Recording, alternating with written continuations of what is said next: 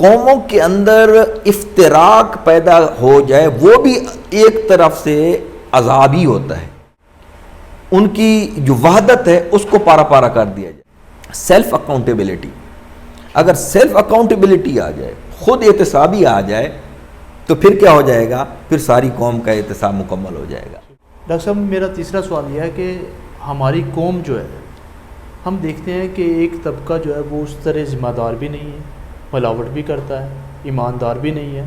تو کیا جہاں سے آپ پی ایچ ڈی کر کے برونائی سے، تو وہاں پر بھی کچھ اس طرح کے لوگ ہیں کہ جو ذمہ دار نہیں ہیں، جو ملاوٹ کرتے ہیں، جو ایمانداری سے کام نہیں کرتے؟ شہزاد صاحب دیکھیں، جہاں تک تعلق ہے پاکستان کا، ہم دیکھتے ہیں کہ ہر چیز کے اندر ملاوٹ ہے، یا اس کے اندر کیا کہتے ہیں کرپشن ہے، یا چیزوں کے اندر ڈسپلن نہیں ہے، ان کے اندر ارینجمنٹ نہیں، ترتیب نہیں ان چیزوں کے اندر.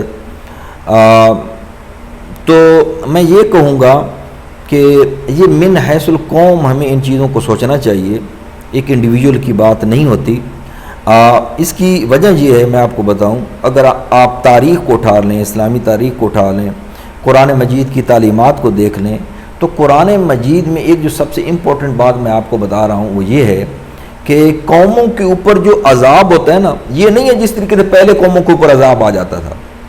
مثال کے طور پر کسی کے اوپر پتھروں کی بارش کر دی، ٹھیک ہے، یا بستیوں کو الٹ کے رکھ دیا گیا. قوموں کے اندر افتراق پیدا ہو جائے وہ بھی ایک طرف سے عذاب ہی ہوتا ہے.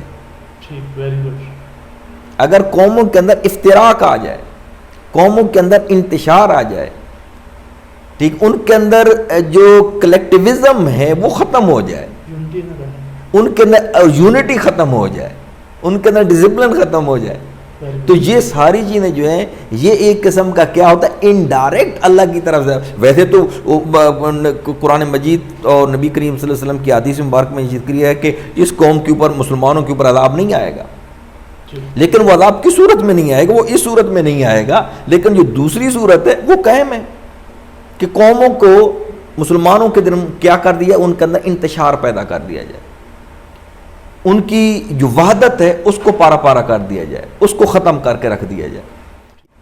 برونائی دارالاسلام، کیونکہ وہ بھی تو اسلامک کنٹری ہے نا، ٹھیک ہے نا، تو میں ایک ایز اے مسلم، ایک مسلم کمیونٹی کی بات کر رہا ہوں اور اس کو کمپیئر کر رہا ہوں ان کے ساتھ، ویسٹرن کنٹریز کے ساتھ یا دوسروں کے ساتھ میں اس کو کمپیئر کر رہا ہوں. تو اس طریقے سے جب تک یہ چیز نہیں ہم اس کو ختم کریں گے، آپ اس کو ذمہ دار کس کو کہتے ہیں؟ دیکھیے میں آپ کو بتاؤں، عمومی طور پہ ہم یوں کہتے ہوتے ہیں کہ اس کے ذمہ دار حکمران ہیں، ٹھیک ہے نا، لیکن میرا ڈیفرنٹ پرسپیکٹیو ہے اس کے بارے میں یہ نہیں کہتا کہ بھئی حکمران ذمہ دار ہیں، ہم خود ذمہ دار ہیں. کیا ہم نے انڈیویجولی اپنی ذمہ داریوں کو ادا کیا؟ مثلا میں ایک ٹیچر ہوں، تو میں ایز اے ٹیچر ڈیلی کا کام کرتا ہوں کہ اپنے فرائض کو میں نبھاتا ہوں یا اس کے اندر کوتاہی کرتا ہوں، یا وہ 100% اپنی ڈیوٹیز کو میں فلفل کر رہا ہوں. اگر 100% سے 99% بھی ہو گیا تو پھر بھی کیا پرابلم؟ آپ نے کیا کرنا ہے؟ 100% اپنی ڈیوٹیز کو فلفل کرنا ہے. اب وجہ یہ ہے کہ جس بھی آپ شعبے کو اٹھا کے دیکھ لیں وہاں پر کرپشن نظر آئے گی. کیوں؟ اس کی وجہ یہ ہے کہ ہم نے انڈیویجولی ان چیزوں کو جو ہے نا وہ اس کے اوپر جو ہے نا وہ عمل کرنا چھوڑ دیا. تو جب تک ہم انڈیویجولی نہیں کریں گے تو کیسے یہ کیسے پاسبل ہے کہ ہم اس کو کلیکٹیولی کر سکیں؟ مثلا ایک آدمی کہے کہ بھئی جو ہے نا میں ملک کو سیدھا کر دوں گا، میں سوسائٹی کو سیدھا کر دوں گا، میں شہر کو کر دوں گا، میں ڈسٹرکٹ کو کر دوں گا، لیکن گھر اس کا اپنا سیدھا نہیں. تو جب اگر گھر ہی سیدھا نہیں اس کا، تو پھر وہ باقی شہر کو یا گلی محلے کو کیسے سیدھا کرے گا؟ تو کہنے کا مطلب یہ ہے کہ سب سے پہلے ہم چیزوں کو انڈیویجولی دیکھیں کہ بھئی ہم نے کتنی ذمہ داریوں کو، اپنی ریسپانسبلٹیز کو پورا کیا ہے اور کتنی ہم اپنی ریسپانسبلٹیز کو پورا کر رہے ہیں.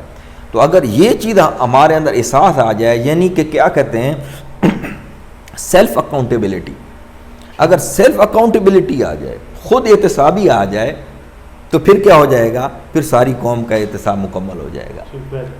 یہ یعنی کہ سب سے بڑی امپورٹنٹ ہے. تو جو آدمی خود احتسابی کے اوپر چلتی ہیں وہ ترقی کر جاتی ہیں، جو نہیں کرتی وہ ناکام ہو جاتی ہے.